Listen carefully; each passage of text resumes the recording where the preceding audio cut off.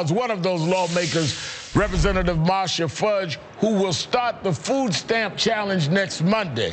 Thanks for being on the show, Congresswoman. Thank you, Reverend Al. It's a pleasure to be here. First of all, tell me, what do you hope to achieve by the campaign of going on a $30 a week food budget starting Monday? Well, the main thing that I and my other colleagues want to achieve is to just make people understand the increasing incidence of poverty throughout this country. I'm going to just for 1 week do what people do every day. 45 million Americans are food stamps every day. And when you take the $31.50 a week per person that they receive, that's $1.50 a meal. Reverend, no one can live on that and not be healthy. I mean, we as a nation are talking about we can't afford food stamps when we are cutting things that most people feel we can live without very easily.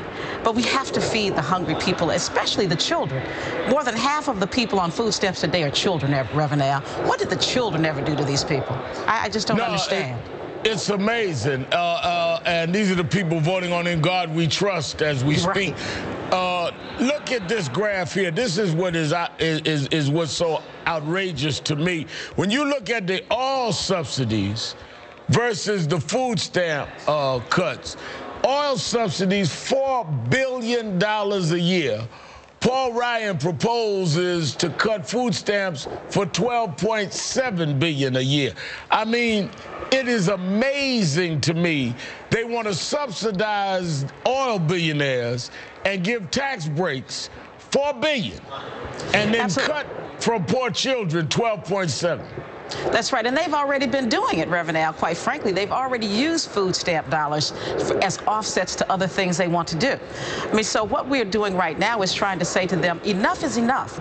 We're not going to allow the super committee to cut food stamps any further. We're not going to allow the farm bill to be reauthorized with cuts to food stamps. But they would rather take the food stamp money and pay for WIC or pay for black farmers or pay for teachers or firefighters.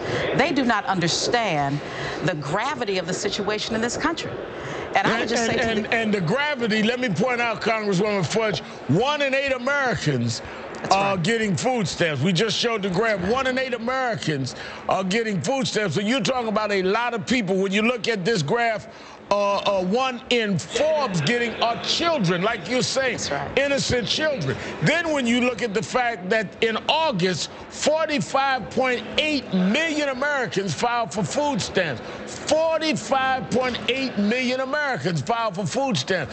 We're looking at American people and shutting down $1.50 a meal while we're saying don't give keep tax cuts for the rich, don't bring them back to the taxes they used to pay, and give all kind of tax breaks to oil billionaires.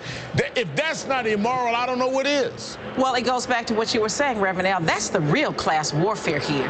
To let the poor continue to be poor or to become poorer, and let the wealthy continue to increase their wealth. That's the real class warfare here. It's not us in government who are trying to take care of the people who we believe are the most needy and the most vulnerable people in our community.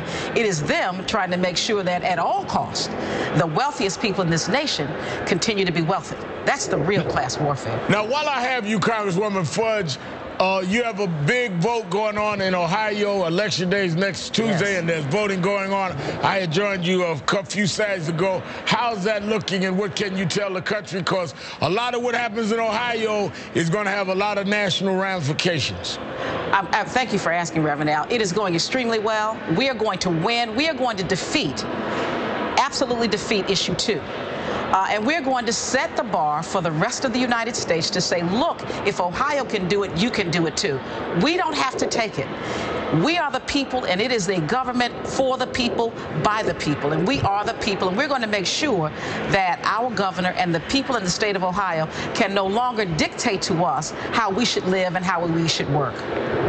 And for people that didn't watch the show last night, issue 2 is around collective bargaining and unions, and we're dealing with that in Ohio, and then also going to have to deal with voter ID.